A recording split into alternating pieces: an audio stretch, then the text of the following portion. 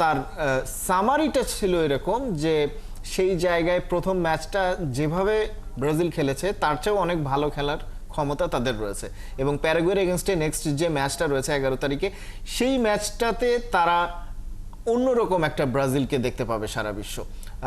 প্রথম অভিযোগটা তিনি করেছেন যে ইকুয়েডরের মাঠটা খুব বেশি সুবিধাজনক ছিল না, খুবই বাজে মাঠ ছিল, যে কারণে বল কন্ট্রোল ব্রাজিল করতে পারছিল না, গোলও সে কারণে আসেনি। আসলে কি বিষয়টা এরকম, নাকি ব্রাজিলের সময়টাই খারাপ যাচ্ছে? আমি বলবো না যে খুব যে সময়টা খারাপ যাচ্ছে, কারণ এখন ভালো সময়ের দিকে যাত্রা শুরু করেছে এবং অ্যানচেলোটি আসার পরে অবভিয়াসলি তার যে নতুন কিছু ট্যাকটিক্স, নতুন কিছু ধারণা থাকবে, তো যেটা কিনা ইমপ্লিমেন্ট, যেরকম আপনি দেখবেন যে কাসেমিরোকে অনেকদিন পরে আবার ফেরত এসেছে। কাসেমিরোর বয়স কিন্তু অনেক হয়ে গেছে, কিন্তু সে কিন্তু ন্যাশনাল টিমে ব্যাক করেছে। সো এটা তার আনচেলোটির একটা প্ল্যানের মধ্যেই পড়ে।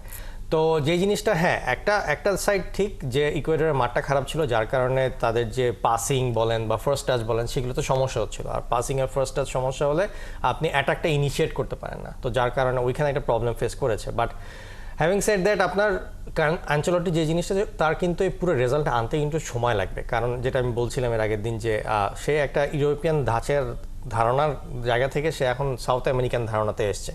সো অনেক প্লেয়ারকে চেনার ব্যাপার আছে, অনেক প্লেয়াররা কীভাবে করে খেলতে কমফোর্টেবল সেটা বোঝার উপায় ধারণা করতে হবে তাকে।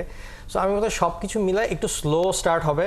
আর আপনার ফার্স্ট ম্যাচটা ছিল অ্যাওয়ে ম্যাচ, সো যার কারণে একটু তো প্রবলেম থাকে। আই গেস হোম ম্যাচেও ভালোই করবে, কোনো সমস্যা হবে না। আর সেখানে আপনি ইকুয়েডর যদি দেখেন, এখন পুরো টেবিলের সেকেন্ড টিম, সো তারা কিন্তু বেশ ভালো টিম, খারাপ টিম এভাবে ফেলে দেওয়া যাবে না।